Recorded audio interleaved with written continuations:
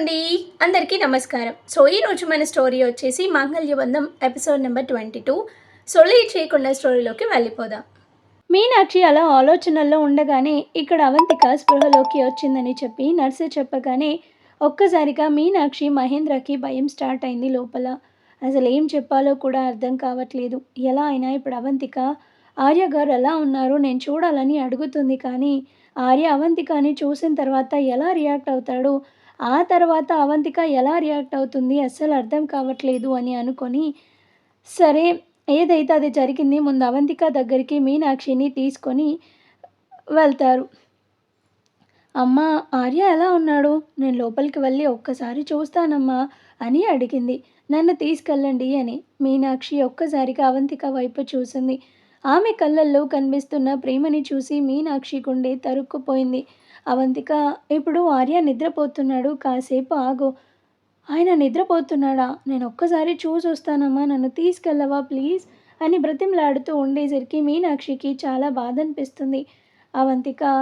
అలా అవంతికని అలా చూసి, సరే తీసుకెళ్తాను కానీ ఒక్క మాట అని అంటుంది మీనాక్షి. ఏంటమ్మా అని అడగగానే మీనాక్షికి ఏం చెప్పాలో తెలియక కాసేపు తడబడింది.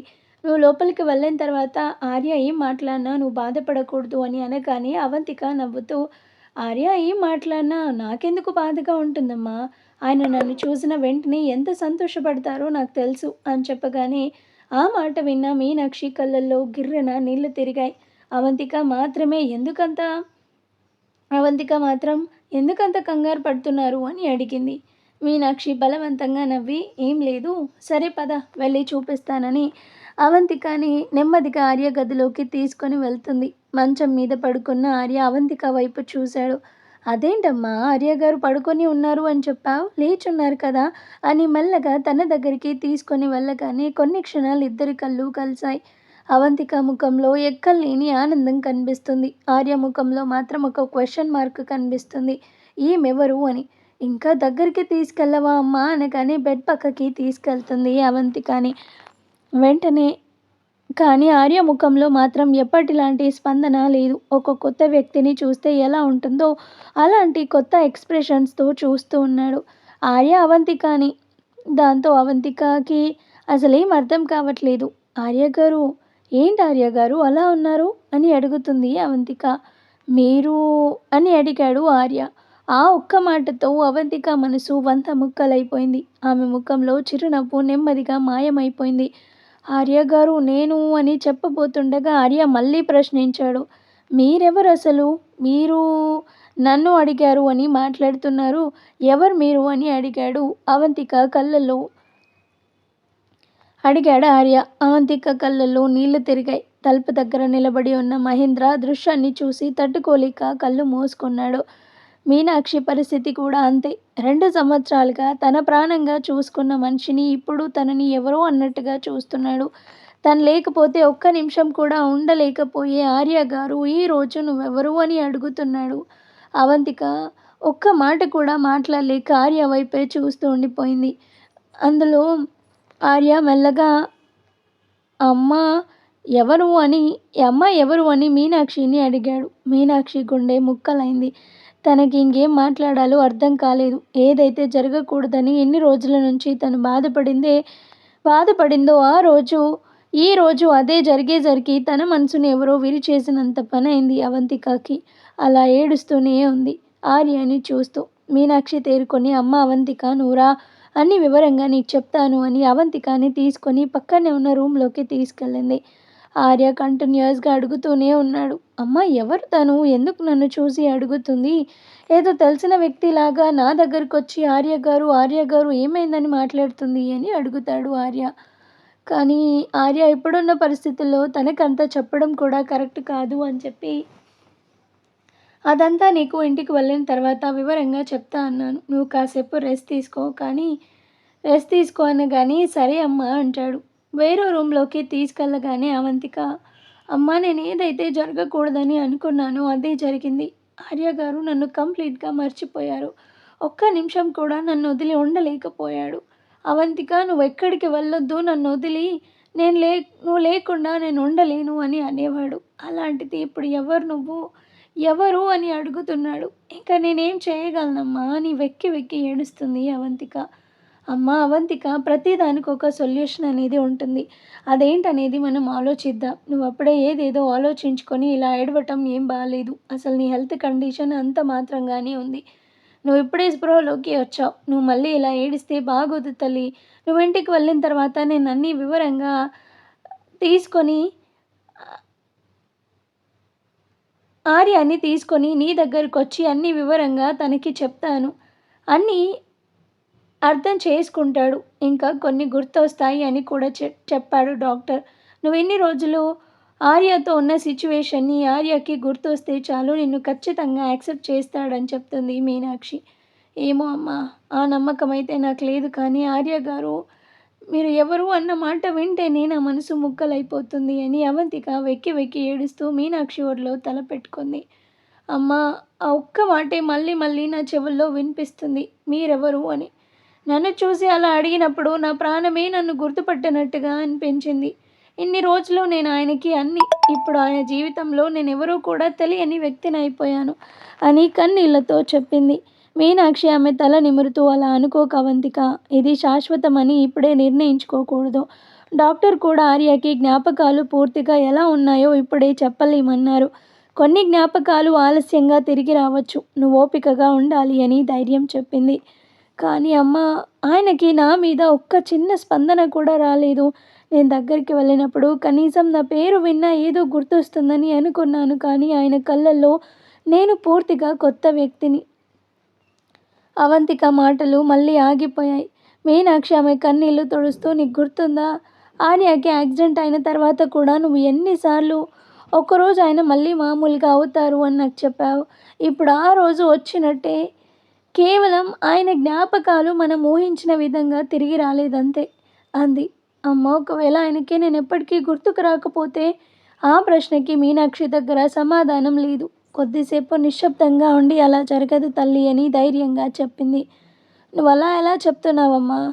ఎందుకంటే మీ ఇద్దరి మధ్యన ఉన్న బంధం కేవలం జ్ఞాపకాల మీద ఆధారపడి ఉండదు. ఆర్యకి ఇప్పుడు నీ గురించి గుర్తుకు లేకపోవచ్చు కానీ అతని మనసులో ఎక్కడో నువ్వు తప్పకుండా ఉంటావు. నువ్వు కొంచెం ఓపిక పడితే ఆ జ్ఞాపకాలు ఒక్కొక్కటిగా తిరిగి వస్తాయి. కానీ అవంతిక మాత్రం తల ఉంచుకొని నాకు భయంగా ఉందమ్మా. ఆయన నన్ను మళ్ళీ ప్రేమించకపోతే? మీనాక్షి వెంటనే ఆమె చేతిని గట్టిగా పట్టుకుంది. అది తర్వాత విషయం. ముందు ఆయన ఆరోగ్యం బాగుపడాలి. నువ్వు కూడా బాగుండాలి. మిగతాదంతా కాలమే నిర్ణయిస్తుంది. అదే సమయంలో బయట కారిడార్లో సంతోష్ ఒంటరిగా నిలబడి ఉన్నాడు. అతని ముఖంలో ఆందోళన, నటన ఉన్న మనసులో మాత్రం మరో లెక్క మొదలైంది. ఆర్యకి అవంతిక గుర్తుకు లేదు. ఇదే పరిస్థితి ఇంకొన్ని రోజులు కొనసాగితే అవంతికను అతని జీవితంలో నుంచి పూర్తిగా దూరం చేయడం చాలా సులభం. అతను కాసేపు ఆలోచించి తనలో తానే నవ్వుకున్నాడు. అంతలో గది తలుపు తెరుచుకుంది. మీనాక్షి బయటికి వచ్చింది. సంతోష్ వెంటనే తన ముఖంలో బాధను తెచ్చుకొని, ఆంటీ, అవంతిక ఎలా ఉంది అని అడిగాడు. చాలా బాధపడుతుంది అని మీనాక్షి చెప్పింది.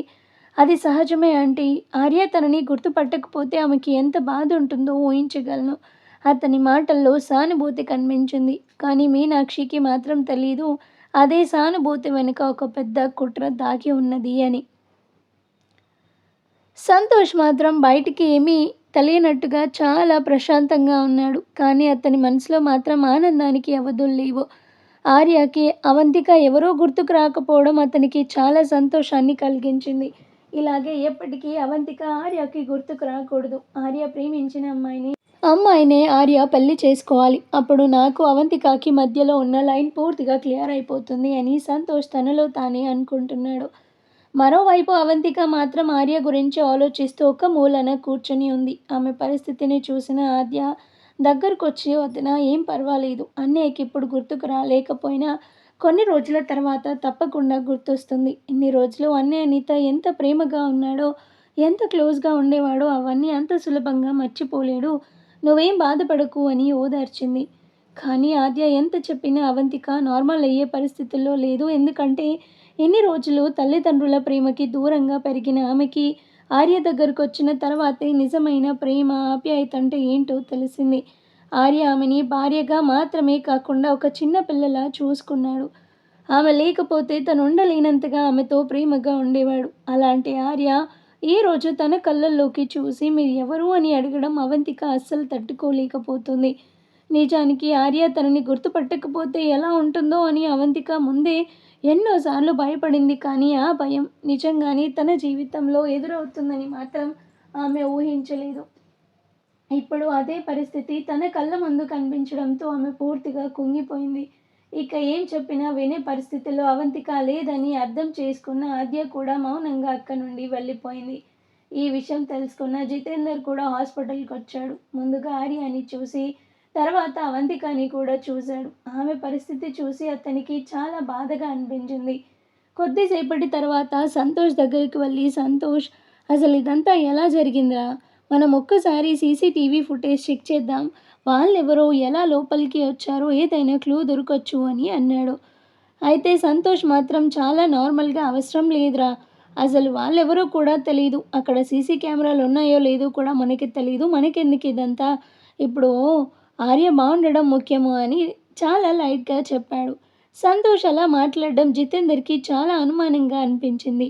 అవంతికకి ఏదైనా జరిగితే ఇంతకుముందు సంతోష్ అస్సలు ఊరుకునేవాడు కాదు. అలాంటిది ఇప్పుడు ఇంత పెద్ద విషయం జరిగినా మనకెందుకు అని అంత సులభంగా ఎలా ఉంటున్నాడో జితేందర్కి అర్థం కాలేదు.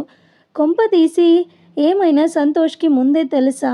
అవంతికని తన మనసులో పెట్టుకొని ఆర్యకి ఏదైనా చేయాలని చూశాడా అని జితేందర్ మనసులో అనుమానం మొదలైంది. కానీ వెంటనే ఆ ఆలోచనని తనలో తానే తోసిపుచ్చుకున్నాడు. చిచి, సంతోష్ అలా ఎందుకు చేస్తాడు? మరీ అంత నీచమైన పని అస్సలు చెయ్యడు అని తనని తానే సమాధానపరుచుకున్నాడు. అయినా జితేందర్ మనసులో పుట్టిన అనుమానం మాత్రం పూర్తిగా పోలేదు. అతను సంతోష్ వైపు మరోసారి అనుమానంగా చూశాడు. ఆ చూపును సంతోష్ కూడా గమనించాడు. ఒక్క క్షణం అతని గుండెల్లో భయం పుట్టింది. కానీ వెంటనే తన ముఖంలో చిరునవ్వు తెచ్చుకొని, ఏమైందన్నయ్య అలా చూస్తున్నావు అని అమాయకంగా అడిగింది. జితేందర్ మాత్రం ఏం చెప్పకుండా ఏం లేదు అని అక్కడి నుండి వెళ్ళిపోయాడు. సంతోష్ అతను వెళ్ళిన వైపే చూస్తూ ఉండిపోయాడు. అతని మనసులో ఒక్కటే ఆలోచన మొదలైంది. జితేందర్కి నా మీద అనుమానం వచ్చిందా? అలా అందరూ ఎవరి బాధల్లో వాళ్ళు ఉండిపోయారు. ఆర్యకి జరిగిన విషయం ఒకవైపు అందరినీ కలవరపెడుతుంటే మరోవైపు అవంతిక పరిస్థితి చూసి ఇంట్లో వాళ్ళందరికీ ఏం చేయాలో అర్థం కావడం లేదు. ముఖ్యంగా మీనాక్షి మనసులో మాత్రం ఒకటే భయం. ఆర్యకి అవంతిక గురించి నిజం చెప్పే సమయం ఎప్పుడు వస్తుందో, అతను దాన్ని ఎలా తీసుకుంటాడో అన్నది. కొన్ని రోజులు గడిచిన తర్వాత డాక్టర్ ఆర్య ఆరోగ్యం పూర్తిగా స్థిరంగా ఉందని చెప్పడంతో అతన్ని డిశ్చార్జ్ చేశారు. ఇంటికి వెళ్ళిన తర్వాత కూడా కొంతకాలం జాగ్రత్తగా ఉండాలని, ఎక్కువగా ఒత్తిడికి గురి కాకూడదని డాక్టర్ సూచించారు. ఆర్య ఇంటికి వచ్చినప్పటికీ అతని మనసులో మాత్రం కొన్ని ప్రశ్నలు అలాగే ఉన్నాయి. ముఖ్యంగా అవంతిక ఎవరు అనే ప్రశ్న అతన్ని పదే పదే వేధిస్తుంది.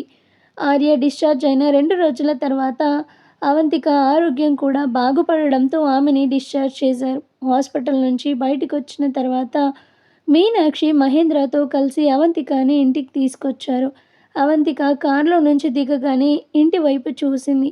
ఆ ఇల్లు ఆమెకి కొత్త కాదు. ఇదే ఇల్లు, ఇదే కుటుంబం, ఇదే ఇంట్లో తాను ఆర్యతో ఎన్నో జ్ఞాపకాలు గడిపింది. కానీ ఇప్పుడు ఆ ఇంట్లోకి అడుగుపెట్టినప్పుడు ఆమె గుండెల్లో ఆనందం కంటే భయమే ఎక్కువగా ఉంది. ఎందుకంటే ఆ ఇంట్లో తనని ప్రాణంగా ప్రేమించిన ఆర్య ఉన్నాడు. కానీ తనని గుర్తుపట్టని ఆర్య కూడా ఉన్నాడు.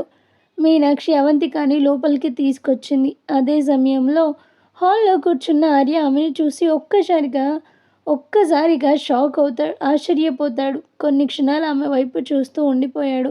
ఆ తర్వాతే వెంటనే మీనాక్షి వైపు తిరిగి, అమ్మ మీ మళ్ళీ ఎందుకు వచ్చింది అని అడిగాడు.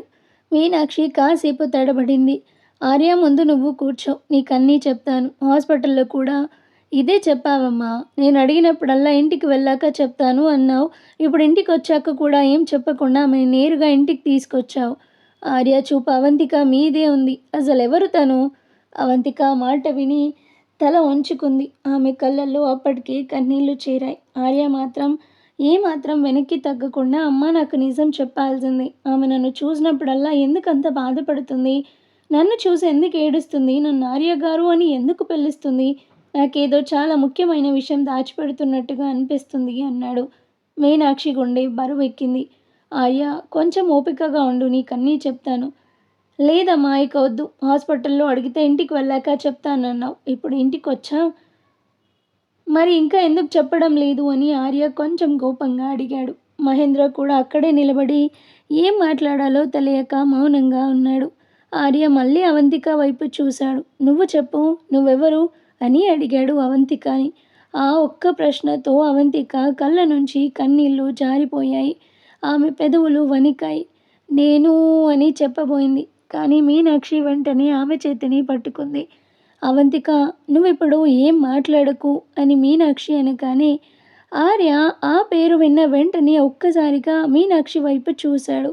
అవంతిక, ఆ పేరు అతని మనసులో ఎక్కడో తాకినట్టుగా అనిపించింది ఆర్యకి. మరి అవంతికని గుర్తుపట్టి తనని భార్యగా అంగీకరిస్తాడా, లేదంటే ప్రేమించిన అమ్మాయిని పెళ్లి చేసుకుంటాడా, ఏం జరగబోతుందనేది నెక్స్ట్ ఎపిసోడ్లో చూద్దాం. స్టోరీ నచ్చితే లైక్ చేయండి, షేర్ చేయండి అండ్ అలాగే మన ఛానల్ని కూడా సబ్స్క్రైబ్ చేసుకొని హైప్ ఆప్షన్ని క్లిక్ చేసి పాయింట్స్ ఇవ్వండి. Thank you.